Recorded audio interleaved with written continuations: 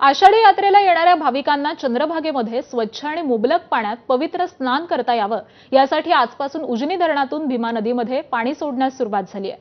गेल्या 3 दिवसांपासून पंढरपूर परिसरात पावसानं जोरदार सलामी देण्यास सुरुवात केल्यामुळे यापूर्वी चंद्रभागेमध्ये पावसाचं पाणी जमा झालं होतं आणि यातच आता उजनी धरणातून नाही पण उजनी धरणामधून पाणी सोडण्यास सुरुवात झाल्यामुळे भाविकांना चंद्रभागेमध्ये पवित्र स्नान तर करता येईलच, याशिवाय होड्यांतून नौका विहार देखील करता येणार आहे।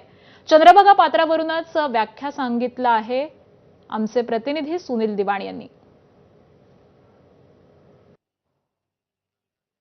गेल्या 3 दिवसापासून पंढरपुरात पाऊसही सुरू झालेला आहे आणि आषाढीसाठी येत असलेल्या भाविकांना एक शुभ वार्ता आहे।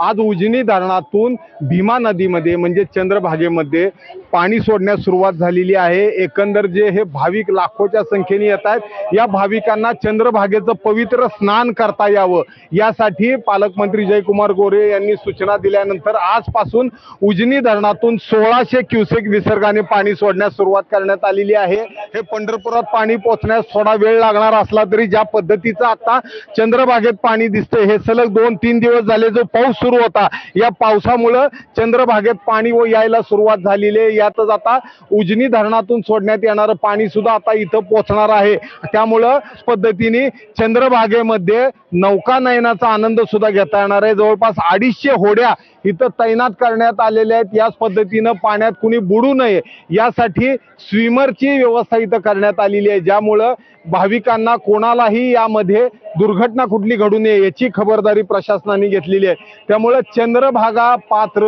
वाळवंट आता भाविकांच्या स्वागतासाठी सज्ज झालेलं आहे आणि चंद्रभागेला येताय तर पवित्र स्नानाचा आनंद आता आपल्याला घेता येणार आहे। चंद्रभागेवरून कॅमेरामन सचिन जाडेसह सुनील दिवाणी, एबीपी माझा। उजनी धरणावरून सोलापूरला जाणारी जुनी पाईपलाईन फुटलेली आहे। टेंभुर्णी जवळच्या गुरसाळे गावाजवळ ही पाईपलाईन फुटली आहे।